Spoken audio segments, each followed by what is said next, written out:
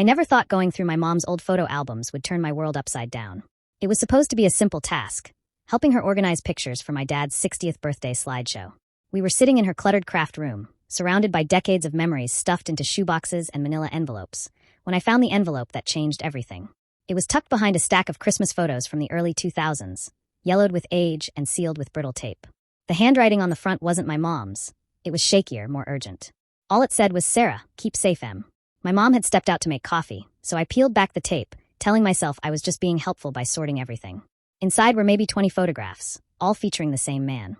He had dark hair that curled at the edges, kind eyes that crinkled when he smiled, and a dimple in his left cheek. In every photo, he looked genuinely happy. Some pictures showed him alone, others with my mom. They were clearly taken in the late 1980s, judging by the fashion and the faded quality of the prints. My mom looked so young, maybe early 20s, wearing sundresses and laughing in ways I'd never seen before. But what made my hands start shaking was the resemblance. This stranger had my nose, my jawline, my hands. Even the way he held his shoulders was identical to mine. I've always been told I look nothing like my dad, the man who raised me, who taught me to drive, who walked me down the aisle at my wedding 3 years ago. But here was someone who could have been my mirror image 30 years from now. The last photo in the stack showed my mom in a hospital gown, holding a newborn baby.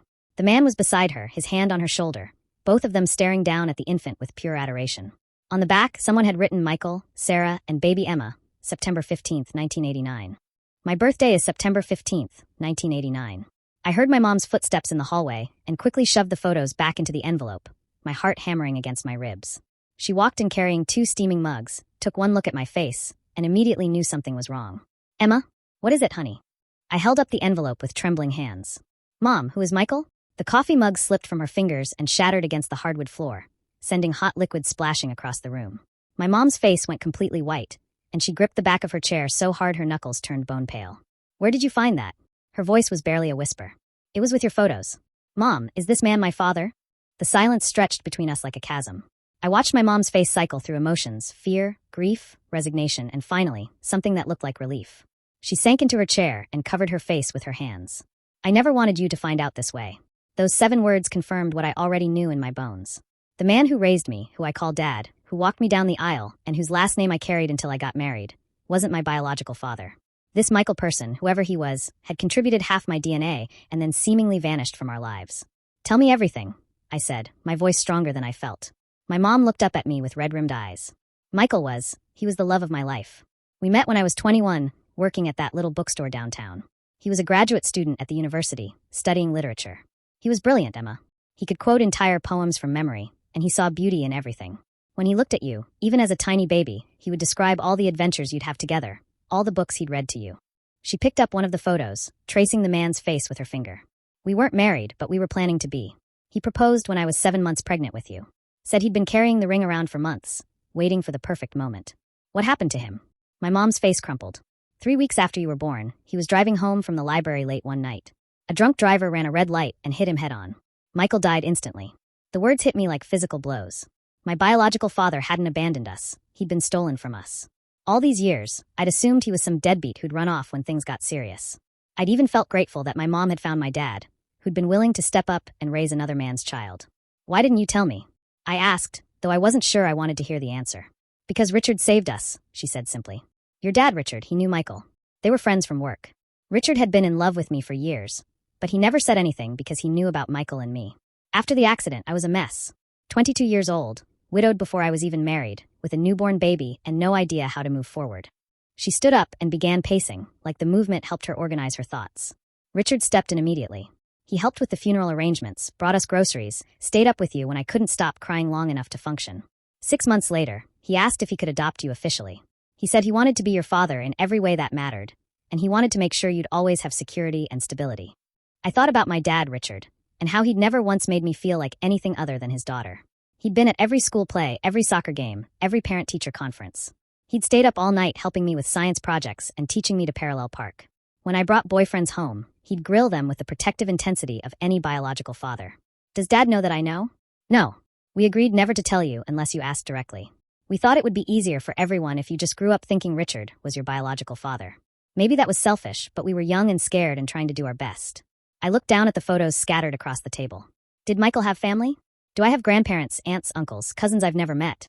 My mom nodded slowly. His parents moved to Florida about 10 years ago. His sister lives in Colorado.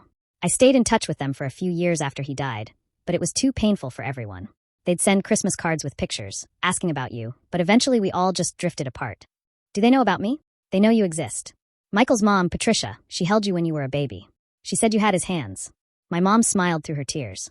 She knitted you a blanket that you used until you were 6. The blue one with the stars. I remembered that blanket. I dragged it everywhere until it fell apart completely. I still have pieces of it in my memory box upstairs. Patricia made that. She wanted you to have something from Michael's side of the family. The revelation that my beloved childhood blanket had come from my biological grandmother made my chest tight with emotion. How many other connections to my real father had been hidden in plain sight my entire life? What was he like? Really like, I mean. My mom's face softened, and for a moment, she looked like the young woman in the photos. He was gentle, incredibly smart, but never condescending about it. He volunteered at the animal shelter on weekends and always carried books of poetry in his jacket pockets. He'd read to you even when you were still in the womb. Shakespeare, mostly, but also silly children's stories he'd make up on the spot. She pulled out another photo, this one showing Michael reading to my mom's pregnant belly. He was so excited to be a father. He'd already started a college fund for you, even though we could barely afford rent. He said education was the most important gift he could give you, that it would open up the entire world. I thought about my own love of reading, my English degree, the way I'd always felt drawn to poetry even though neither of my parents, neither Richard nor my mom, had ever shown much interest in literature. Now I understood where that passion had originated. I need to see him, I said suddenly. His grave, I mean. My mom nodded. I can take you. He's buried at Riverside Cemetery, about 20 minutes from here. I still visit sometimes, especially around your birthday. You've been visiting his grave for 34 years and never told me? I know how that sounds, Emma, but you have to understand, Richard knew about the visits. He even came with me a few times, especially in the early years. He said Michael deserved to be remembered, and that it was important for me to grieve properly. Your dad isn't threatened by Michael's memory. If anything, he's grateful to him. That sounded exactly like something Richard would say. He'd always been secure in his relationships, never jealous or possessive. It actually made perfect sense that he'd be supportive of my mom maintaining a connection to my biological father's memory. I don't know how to process this, I admitted. I mean, I'm grateful that Dad adopted me and raised me, but I also feel like I've been living a lie my entire life. I'm 34 years old, and I'm just now learning that half my genetic history comes from someone I've never heard of. I know, sweetheart. I've wrestled with whether we made the right choice for decades. There were so many times I almost told you, when you were asking about family medical history for doctors, when you were doing that genealogy project in high school, when you got married and mentioned wanting to honor both sides of your family in the ceremony. I remembered that genealogy project. I'd been frustrated by how little information we had about Richard's side of the family, since he was adopted too. Now I realized my mom had been sitting on detailed knowledge of an entire branch of my family tree that she'd never shared. What about medical history? Are there things I should know? Michael's family doesn't have any major genetic issues that I'm aware of. His parents were both healthy when I knew them. Michael himself was in excellent shape. He ran marathons and ate better than anyone I've ever met. The only thing I remember is that his dad had some heart issues in his 50s, but that was more lifestyle-related than genetic. I want to contact his family. The words came out before I'd really thought them through, but as soon as I said them, I knew they were true. I needed to know these people who shared my DNA, who had loved my biological father, who probably wondered about me all these years. My mom looked nervous. Emma, are you sure? It's been so long, and they've moved on with their lives. Patricia is in her 80s now. This might be overwhelming for everyone involved. Maybe, but I can't unknow what I know now.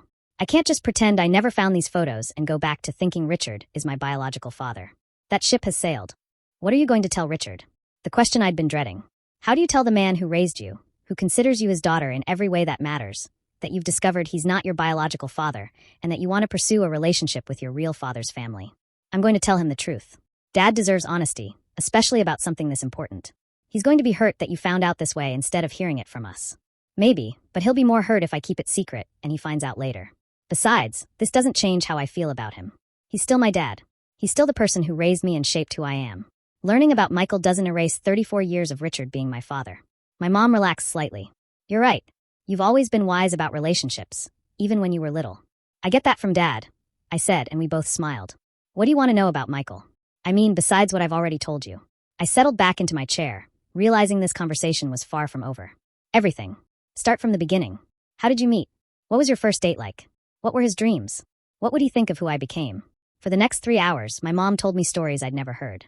She described their first date at a coffee shop where Michael had been so nervous he'd spilled espresso all over his shirt. She talked about how he'd wanted to be a professor, maybe write novels on the side. He'd dreamed of traveling to Ireland to research the origins of Celtic poetry. He'd been saving money for a trip he'd planned to take after finishing his graduate degree. He would be so proud of you, she said finally. Your love of books, your career in marketing. He always said the best jobs were the ones where you got to be creative and help other people at the same time. And your marriage to Jake? Michael would love Jake. They have the same sense of humor, and they both think way too much about the deeper meaning of everything. It was past dinner time when we finally stopped talking. I helped my mom clean up the broken coffee mug and gather the scattered photos. As I was getting ready to leave, she handed me the envelope. These belong to you now, she said. I've been keeping them safe until you were ready to know about Michael. I think that time is now. I drove home with the envelope on the passenger seat, stealing glances at it at red lights like it might disappear if I looked away too long. Jake was in the kitchen cooking dinner when I walked in, and he immediately noticed something was different. How did the photo sorting go? He asked, then took a closer look at my face. Emma, what happened? I held up the envelope. I found out that Richard isn't my biological father. Jake turned off the stove and gave me his full attention. What do you mean? I told him everything, showing him the photos and explaining what my mom had revealed. Jake listened without interrupting, occasionally nodding or asking clarifying questions. When I finished, he pulled me into a hug. How are you feeling about all this? Confused. Grateful. Sad. Excited. Overwhelmed. Basically every emotion at once. What do you want to do now? I want to visit Michael's grave. I want to contact his family. I want to tell Richard what I found out. And I want to learn everything I can about who Michael was, because apparently half of who I am comes from someone I've never known. Okay, Jake said simply. How can I help? That night, I couldn't sleep. I kept staring at the photos by lamplight, searching for more resemblances, more clues about this man who'd helped create me, but never got the chance to know me. In one picture, he was laughing at something off camera, and his expression was so familiar it made my chest ache. I'd seen that same laugh in mirrors my entire life. The next morning, I called in sick to work and drove to Richard's office. He's an accountant with his own small practice, and I knew he'd have time to talk between appointments. When I walked in unannounced, his secretary warned me he was with a client, but I asked her to tell him it was urgent. Richard emerged from his office 5 minutes later, looking concerned. Emma, what's wrong? Is your mom okay? Mom's fine, but I need to talk to you about something important. Do you have time? He canceled his next appointment and led me into his office, closing the door behind us. I sat across from his desk in the same chair I'd occupied during countless conversations over the years, about boys, about college choices, about wedding planning, about career decisions. This felt different, though. Heavier. Dad, I found something yesterday while I was helping Mom organize photos. I pulled out the envelope and placed it on his desk. Richard looked at it for a long moment before meeting my eyes. She told you about Michael. It wasn't a question. He'd known this day might come eventually. You knew I might find out? We always knew there was a possibility. We tried to keep anything related to Michael separate from family photos, but your mom is sentimental. She couldn't bear to throw away the pictures, and I understood why. He leaned back in his chair. Are you angry with us? I don't know. I don't think so. I'm just processing everything. What do you want to know? Did you really know him? Richard nodded. Michael and I worked together at the university library during graduate school. We weren't best friends, but we were friendly. I knew he was dating your mom, and I knew how much he loved both of you. When he died, it wasn't even a question of whether I'd help. Your mom needed support, and you needed a father. But you were in love with Mom? For years. But she was happy with Michael, and he was a good man. I respected their relationship, even though it was hard sometimes. Did you see me as a consolation prize? The question came out harsher than I'd intended, but I needed to know. Richard's face softened. Emma, from the moment I held you as a 3-week-old baby, you were my daughter. Not a consolation prize, not a substitute for anything else, but my child. The adoption papers were just legal formalities. You'd already been mine for months by the time we made it official. I want to contact Michael's family. I think that's a good idea. Patricia and Frank Reeves, Michael's parents, they're good people. They deserve to know how you turned out. You remember their names? I met them at Michael's funeral. Patricia held you during the service and told me stories about Michael as a little boy. She said she hoped she'd get to watch you grow up, but she understood why it might be too complicated to maintain contact. Mom said they moved to Florida? Patricia sends Christmas cards every few years. Your mom usually shows them to me, but doesn't respond. I think she's always felt guilty about moving on with her life when they were still grieving their son. Will you help me find them? Of course. Whatever you need. That evening, Richard came over for dinner. The three of us sat around my kitchen table, me, Jake, and the man who'd raised me, while we searched online for Patricia and Frank Reeves in Florida. We found them living in a retirement community in Sarasota.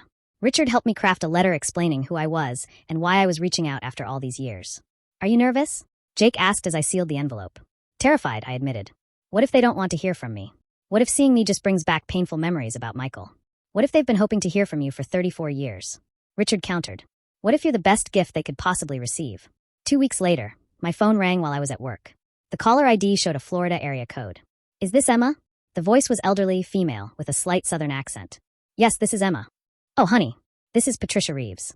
I got your letter. I had to sit down. Mrs. Reeves. Thank you for calling me back. Thank you for reaching out to us. Frank and I have wondered about you every single day for 34 years. We have pictures of you as a baby on our refrigerator, but the last photo your mother sent was from when you were about 2 years old. I didn't know Mom had been sending pictures. She stopped after a few years, and we understood why. It was probably easier for everyone to have a clean break. But we never stopped thinking about you, never stopped wondering who you became. I'd like to visit you if that's okay. I want to learn about my father. Patricia's voice broke. He would be so proud of you. Even from your letter, I can see so much of Michael in you. The way you write, the thoughtfulness of reaching out. That's exactly who he was. 3 weeks later, Jake and I flew to Florida. Patricia and Frank met us at the airport, and I recognized Patricia immediately. She had my eyes, Michael's eyes. Frank was tall and thin with gray hair and a gentle smile. When Patricia hugged me, she whispered, "You look just like him, but with your mother's coloring." They lived in a small condo filled with photographs. The walls were covered with pictures of Michael at every age, from a chubby toddler to the graduate student I recognized from my mom's photos. But what made me cry was the corner dedicated to me. Baby pictures I'd never seen, school photos Mom must have sent without telling me, and even a newspaper clipping from my wedding announcement. "We've been following your life as much as we could," Frank explained. "We subscribed to your hometown newspaper online just to catch glimpses of you growing up. We wanted to respect your family's privacy," Patricia added, "but we couldn't bear to completely lose touch with Michael's daughter." Over the course of the weekend, they told me stories about my father that painted a complete picture of who he'd been. He'd been the kid who brought home stray animals and convinced his parents to let him keep them. He'd been valedictorian of his high school class, but had spent his graduation night volunteering at a soup kitchen instead of partying. He'd called his parents every Sunday, no matter how busy he was with school. "He was going to name you Emily," Patricia said on our last day together. "After Emily Dickinson. But when you were born, your mom said you looked more like an Emma, and Michael agreed immediately. He said names had to fit the person, not the other way around." "I've always loved the name Emma," I said. "I never knew there was a story behind it." "Everything about you has a story, honey." Michael spent hours planning your future, talking about all the things he wanted to share with you. He made lists of books to read together, places to take you, lessons he wanted to teach you. "Do you still have those lists?" Patricia disappeared into her bedroom and returned with a leather journal. "He started keeping this when your mom told him she was pregnant. Read it when you get home. It's yours now." The journal was filled with Michael's handwriting, pages and pages of hopes and dreams for a daughter he'd never get to raise.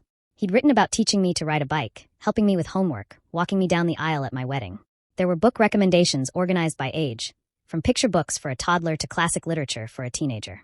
He'd even written letters to me for specific milestones: my first day of school, my sweet 16, my graduation. Reading those letters on the plane home was both heartbreaking and healing.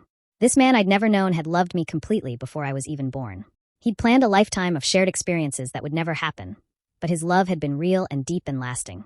"Your mom made the right choice," Jake said after reading some of the journal entries. "Michael would have been an amazing father, but Richard was the father you actually got to have. And he did everything Michael would have wanted him to do." He was right. Reading Michael's hopes for my future, I realized that Richard had fulfilled almost every single one. The bike riding lessons, the homework help, the bedtime stories, the college preparation. Richard had given me the childhood Michael had dreamed of providing. When we got home, I called my parents and asked them both to come over for dinner. I wanted to share what I'd learned about Michael, but more importantly, I wanted to tell Richard how grateful I was that he'd stepped into the role my biological father couldn't fill. "I understand now why you and Mom made the choices you did," I said as we sat around the dinner table afterward. "You gave me the most stable, loving childhood possible. You became the father Michael wanted to be, but couldn't be." Richard's eyes filled with tears. "That means everything to me, Emma. I've sometimes wondered if we should have told you the truth from the beginning, if we robbed you of the chance to know about Michael sooner. You gave me 34 years of feeling completely secure in my identity as your daughter. That's not something to regret. Learning about Michael now, as an adult, doesn't change the fact that you're my dad. It just means I understand more about where I come from." "Are you going to stay in touch with his parents?" Mom asked. "Yes. Patricia and Frank are my grandparents, genetically speaking, and they're wonderful people. They don't want to replace anyone in my life, but they'd like to be part of it going forward. I hope that's okay with both of you." "Of course it's okay," Richard said immediately. "They loved Michael, and they love you. There's room in your life for all of us." 6 months later, Patricia and Frank visited us for Christmas. They brought photo albums spanning decades of family history I'd never known existed. Patricia taught me to make Michael's favorite cookies while telling me stories about his childhood. Frank showed Richard pictures from Michael's marathon races and talked about their shared love of old movies. But what struck me most was how easily everyone fit together. There was no awkwardness, no competition, no sense that loyalties were divided. Patricia and Frank clearly adored Richard for stepping up when Michael couldn't, and Richard was genuinely happy to learn more about the man whose place he'd taken. That night, as we were all looking through photo albums together, Patricia pulled out one last picture I hadn't seen before. It showed Michael holding a tiny newborn me, with an expression of pure wonder on his face. He held you for about an hour right after you were born, she said. He just stared at you and whispered about all the things you'd do together. The nurse finally had to take you back so your mom could rest, but Michael didn't want to let you go. He got to meet me, I said, something loosening in my chest that I hadn't realized was tight. Oh, honey, he more than met you. He fell in love with you. Those 3 weeks he had with you were the happiest of his life. Looking at that photo, I finally understood that I hadn't been robbed of a relationship with my biological father. I'd had one brief but complete in those first few weeks of life. Michael had known me, had loved me, had dreamed about my future. And then Richard had picked up where Michael left off, turning those dreams into reality. I still visit Michael's grave sometimes, usually on my birthday. I tell him about my life, about the job I love, and the marriage that makes me happy. I describe Patricia and Frank, how they light up when they talk about him, how they've become part of my chosen family. I talk about Richard, about what an incredible father he turned out to be, about how he fulfilled every hope Michael had written in that journal. Sometimes I wonder what my life would have been like if Michael had lived, if I'd grown up knowing about Patricia and Frank from the beginning, if my identity had never been built on a well-intentioned lie. But mostly I feel grateful for the path my life actually took. I got to be raised by a man who chose to love me, who saw me as a gift rather than a burden, who gave me 34 years of absolute certainty that I was wanted and cherished. Learning about Michael didn't diminish my relationship with Richard. It enhanced it. Understanding the magnitude of what Richard had taken on, how completely he'd embraced the role of my father, made me appreciate him even more. And gaining a connection to Patricia and Frank didn't complicate my family. It expanded it. The truth, I've realized, is that I was incredibly lucky. I was loved by a father who died too soon, and then I was loved just as completely by a father who chose to stay. I got to experience the devotion of 2 fathers, even though I've only known one of them. And now, at 35, I understand that the most important thing about family isn't biology. It's the choice to love someone enough to become the person they need you to be. The envelope of photos that started this whole journey sits on my desk now, next to a framed picture of Richard walking me down the aisle at my wedding. Both images represent love, sacrifice, and the complex ways families are formed. I'm grateful to have both stories as part of my own.